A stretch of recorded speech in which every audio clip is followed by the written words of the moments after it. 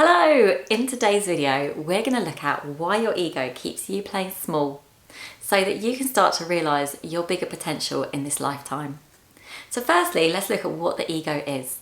The ego is your sense of self, your sense of I. It's all the judgments, all the thoughts, all the beliefs and all the emotions that you hold. So all those stories and narratives that you tell yourself about yourself and other people. It's that little chatter that you hear in your head.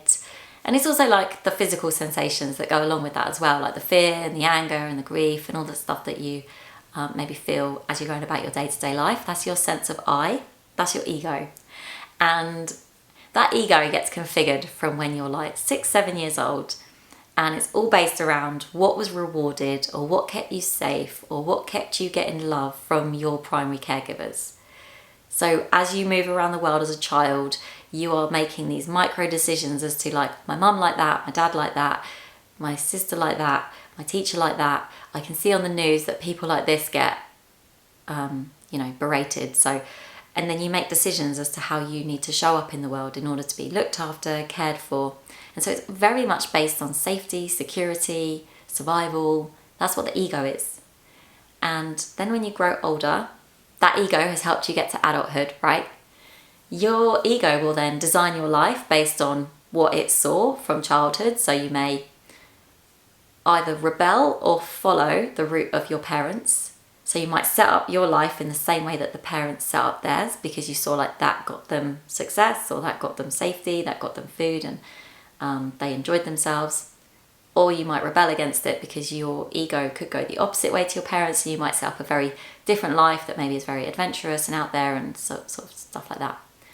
But you get to be an adult, you set your life up with maybe get a family, build a successful career, you do all the things that, tick all the boxes that you get told, this is what's going to make you happy and this is what's going to help you feel joyful in life. And then you reach that point. This is what happened to me anyway. You reach that point, you've ticked all the boxes, you've got the family, you've got the car on the driveway, you've got the career in the city, making big money and all that stuff. And then you look around you and you feel like, this is soul destroying. Like, I feel so empty inside right now. Like, is this it? That's what your soul's asking. And your ego is going to squash those thoughts, judge them, criticize them, make you question yourself, like who are you to think that you can do something more with your life, play a bit like an inner critic role for you to sort of minimize you. So you'll end up as an adult with these like two competing energies, with the ego wanting to keep you safe and secure and small because that's what it knows. The ego is like, why would we change the status quo? Like, this is working for us. We've got food on the table, we've got a bed to sleep in each night, we've got someone who we can call wifey or husband, and we're good. We're just gonna keep going like this forever. But the soul has got other ideas, and you'll start to feel that restlessness inside of you to have something different, to like find your purpose and fulfill it, or create a relationship that's totally different to the one you've got at the moment. I don't know, like can go in so many different ways. It all depends on what you're here to bring to the world and what you're here to experience. But you'll get that niggling feeling, and at that point your ego is going to be like, no. It's going to throw up all of the objections, it's going to dig its heels into the floor, it's going to start making you feel anxious and fearful and aggressive, even like angry towards your goals or angry towards, what you want to achieve, what you say you want to achieve. So the way out of this is to really start to get curious as to how your ego has been configured and start to work with those parts and bring in the opposite energy back into your conscious awareness, because we are whole beings and it's just within our conscious and subconscious mind that we've sort of like made a severance. We've just cut the opposite energy off from our own awareness, but it's there, it's dormant, latent energy that you can reconnect into.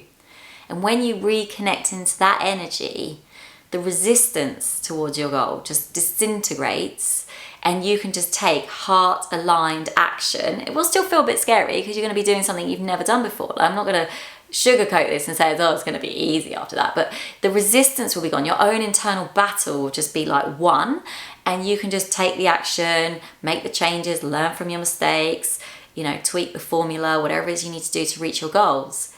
So it's identifying the shadow qualities that your ego has like hidden and is repressed and isn't aware of, that it's projecting out onto other people and judging, criticizing, all those good things that egos do. You'll find that when you do that, your life will just become so much more peaceful and like not as argumentative, because you're not having to put content on other people that you're really, battling with inside yourself.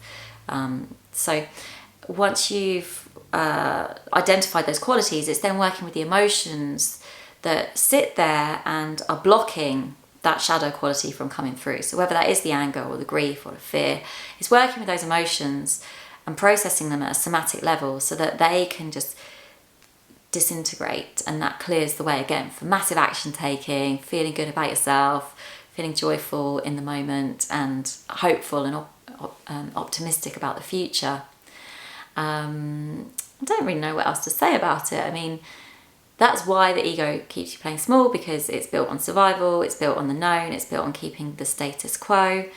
And your soul will want to expand in this lifetime to do what it came here to do. And when the soul starts wanting to take that journey, the ego is going to put up massive resistance and really dig its heels in to stop you making the progress that you know you want to make. And you have the opportunity at that point to do one of two things: to go back to your ordinary life and just accept that that's your lot in life, if that's the way you want to go.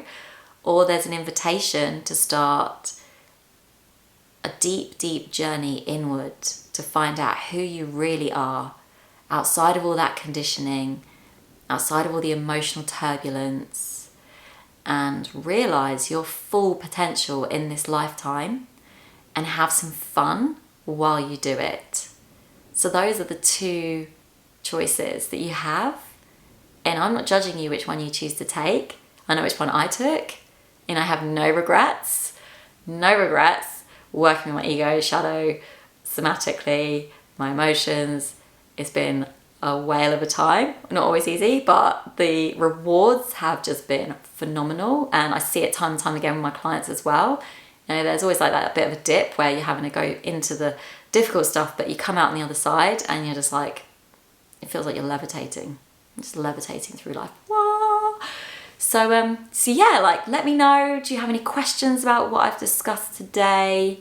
Has this been your experience? What are you going through with this right now? I'd love to know. Tell me in the comments. And I look forward to seeing you again soon. So love you as always. Catch you on the next video.